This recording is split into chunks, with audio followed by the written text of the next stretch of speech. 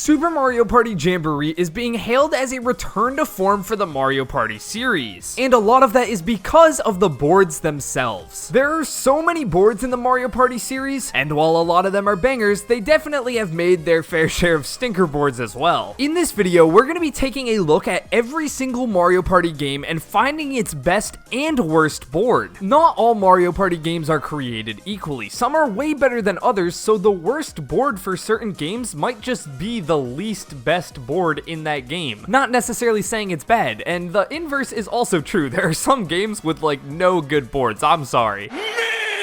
In fact, if you want a video ranking all the individual Mario Party games, let us know down in the comments below. But we're gonna start going through every single Mario Party game's best and worst board. You know what, let's switch some things up. Let's go from newest to oldest, just so I can start off talking about Super Mario Party Jamboree, because I think the boards are kind of the crown achievement of that game. After Nintendo Cube repeatedly hit us over the head with uninspired slop, in my opinion, the boards in this game are a great change of pace. Most of them are amazing, but that doesn't go for all of them. The worst board in Super Mario Party Jamboree is Goomba's Lagoon. Nintendo, listen closely. Anytime this turn is even remotely possible in a Mario Party game, I'm sorry, but I cannot, in good faith, say that this is a well-designed board. I hate this mechanic, yet they seem to always include it. Basically, in Goomba's Lagoon, there is a special conch shell item, which you can use to raise or lower the tide of the water. This will also happen after a set amount of turns, and basically all this does is restrict your movement to the high ground of various islands. Again, this is not a fun mechanic. If you don't have an item that lets you teleport, there is literally nothing you can do. It's like losing out on an entire turn. This is ridiculous. What?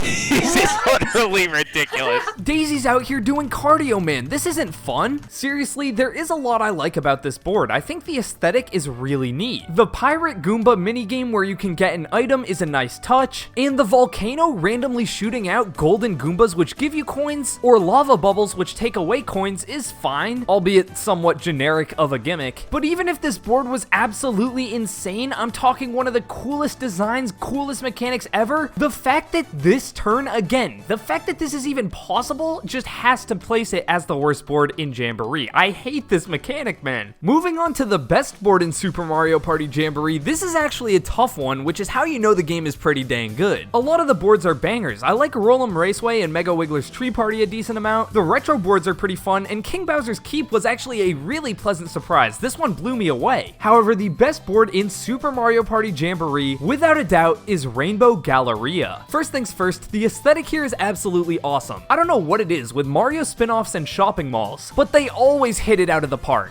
This board is so dynamic. There's 3 different floors with escalators that can take you between them, and if you pony up some coins, you can take a shortcut with the elevator. These shortcuts work in spite of the board being pretty big to make everything still feel grand, yet compact enough to where you can always get to a star. Even if it spawns across the map, it's still possible for you to get there. The different stamp stations are awesome. I feel like on any other board, I'd complain about these because they give you a lot of coins. Filling out your stamp sheet and then passing the kiosk towards the beginning of the board, again, gives you a lot of coins, but I don't think that matters because there's so many different places where you can spend said coins on this map. This mall is filled to the brim with different shops to buy items, and you're gonna want to buy a lot of those items because the more you buy, the more attempts you get at this raffle where you could even score a golden pipe. One of my biggest problems with this game is that the economy is busted, but this map fixes that by being placed in a shopping mall. Again, there's so many opportunities to spend your coins here. I've never had a boring game on this map. That's the hallmark for an absolute instant classic. I'm gonna skip over Mario Party Superstars because it's all retro boards, so let's now jump into Super Mario Party. The absolute worst board in that game is Mega Fruit Paradise. It was actually kind of hard to pick a worst board for this game because I think all the boards are completely terrible. I am a day one Super Mario Party hater, but Mega Fruit Paradise takes the cake as the worst that this terrible Mario Party game has to offer. First of all, remember that gimmick that was my problem with Goomba Lagoon? That's the entire gimmick of this board. However, it's not like the tide goes up or down. It's always this high. In order to move to the other islands, means you need to land on one event space to use a pipe. This is absolutely ridiculous. Who thought this was a good idea? On top of that, this board is absolutely tiny. Not counting the start space, there are only 51 spaces on this entire board. That is flat out ridiculous. And as if it couldn't get any worse, one of the bridges that connects 2 of the 4 islands can only be walked over a couple of times, and then it breaks and is unusable for the rest of the match. Ooh, I could rant about this board and this game for so long. I hate Super Mario Party, and this board exemplifies pretty much every single reason why. Moving up to the best Super Mario Party board, again, best here is a bit of a stretch, but I'd have to go with King Bob-omb's Powder Keg Mine. While it's still a pretty small board, which is a common problem throughout Super Mario Party, King Bob-omb sitting in the middle and exploding over time is pretty cool. It means you have to strategize where to go and how to be far away from King Bob-omb. When he explodes, it halves the coins of all players hit, so it does feel like a kind of big punishment and helps to somewhat counteract that game's absolutely busted economy. The board has multiple pathways to avoid King Bob-omb, and I guess you could even make the argument that because the board's so small, the game feels like it's over quicker, and that's actually a plus because this game sucks.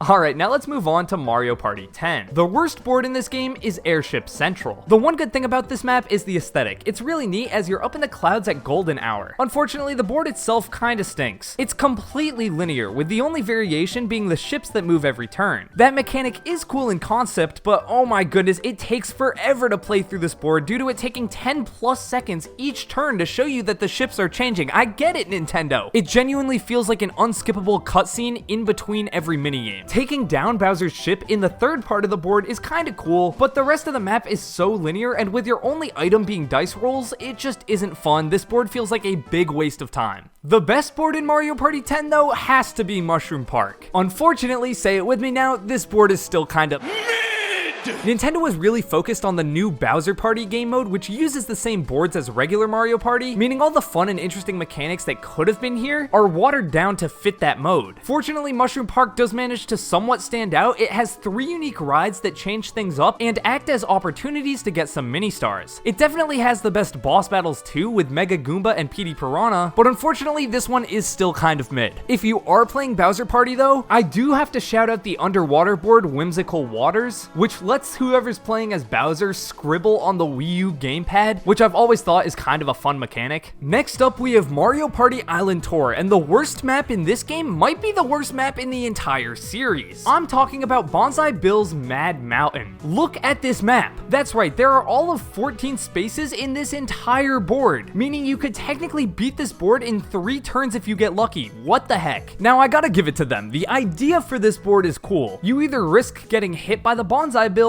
and go 1 space further, or run into the mountain to stay safe. Every roll you have has a chance for the Bonsai Bill to come out, but seriously, this is such a small map that it literally doesn't matter if you get hit. Oh no, I got sent back 3 spaces, who cares? This map had a decent idea, but perhaps the worst execution in Mario Party history. The best map in Island Tour is Star-Crossed Skyway. Not only does it have a great aesthetic, but the way it's laid out is really creative and interesting. In this one, the board is broken up into separate sections, where whoever gets there first gets the most mini stars, or for the other section, the most mini stars. Yes, that's what they're called. This allows for a lot of strategy as you plan out which placement you want, while happening spaces can change up player locations and even the placements for the mini stars. Since the mini games in this game also give mini stars, that means you can always catch up if you're behind both literally on the board and in mini stars. Overall, this is a great map idea and it's executed pretty well. Next up, we have Mario Party 9, and before launching into this one, I have to preface it by saying Mario Party 9 introduced what I call Cario Party, where everyone is in the same car going across the board. Each person gets a turn to move the car, with the objective being to run into the mini stars throughout the map. Dice blocks are given out for you to strategize when you want to go slow, fast if you want to stall and let someone else go before you, etc. This mechanic is certainly different, and the worst board kind of exemplifies everything wrong with it. Bob-omb Factory has literally 0 branching paths. It is fully linear. It's like you could run this game through through an algorithm and the final result would not be much different. The gimmick on this one is if you land on a happening space, it sets you back. Whoa, lame. The other gimmick are the ball bombs that land in the car, and after 10 spaces moved, it blows up and halves the mini stars of whoever's driving. This has some creativity to it, but it kind of breaks the board as there's not enough player input to work around the bomb. If you have a 1 to 3 dice you can roll, you might be okay, but besides that, there's no strategy and you're probably gonna get screwed over. Overall, the board is too short, too linear, lacks any fun creative moments, and exemplifies everything wrong with Mario Party 9 and the car mechanic that they forced into this game. The best board though is Magma Mine, which has a cool lava theme with lava chasing after you for a good portion of the board. If it touches you, it halves your mini stars, so there's definitely some strategy as to which dice to use. Obviously, you do not want to get touched by the lava, but you might want to stay close to it so the next person does. Although the car mechanic inherently makes the game super linear, Magma Mine actually has multiple branching paths depending on who votes for which side. It's an interesting mechanic due to different players wanting different things, due to turn order like lava catching up, so you choose the short path or the long path for extra mini stars. To sum it up, Magma Mine is one of the few boards where the car mechanic actually enhances the game instead of limiting it. It still may not be as fun as regular Mario Party, but this board is by far the best use of the car mechanic. Jumping over to Nintendo's best-selling handheld, we have Mario Party DS. The worst board here has to be Kamek's Library. It's another island-hopping board, only this time you don't even know if the star is there or not. Stars are placed in one of 3 jars, and it's pure RNG whether you actually get the star or not. After paying 10 coins, you either get attacked and sent to the start, get 5 coins back, or get a star, meaning there's little to no real strategy here, as you could waste 1 to 2 turns going after a jar that will just punish you. The happening spaces in this board, to be frank, just don't really do anything for me either. They just kind of teleport you around, or the ones in the center which give you some coins. Overall, it's a boring layout, dumb RNG to determine whether or not you can even get a star. Even the music on this board sucks. This one's just a stinker. The best board in Mario Party DS though is a complete change of pace. This one is awesome. It's Bowser's Pinball Machine. Unlocking after you complete the main story, Bowser's Pinball Machine has an awesome theme with you being inside a pinball machine. The happening spaces here either launch you across the map or send you to the Bowser Zone, which is a horrible spot that can take your stars. It's a little RNG, but you can avoid it with the right items. Overall, this is a really compact map, which is small enough where you can get around easy, yet still creative enough to make it feel like a grand adventure. This one's got banger music too. This is overall a great unlockable board. Yes, let's get to my favorite Mario Party game of all time. That would be Mario Party 8. The worst board here though is King Boo's Haunted Hideaway. This is a perfect example of a worst board not even being that bad, but just having a couple of problems that a lot of the other boards avoid. The board also randomizes and is different every time you play, which is such a cool mechanic. King Boo, who gives you a star, is only in one of the 3 sanctums across the board though, so it feels a little too RNG. I'm putting a lot of these worst boards in the worst section because of this RNG. It's straight luck, which I understand is a core concept of Mario Party,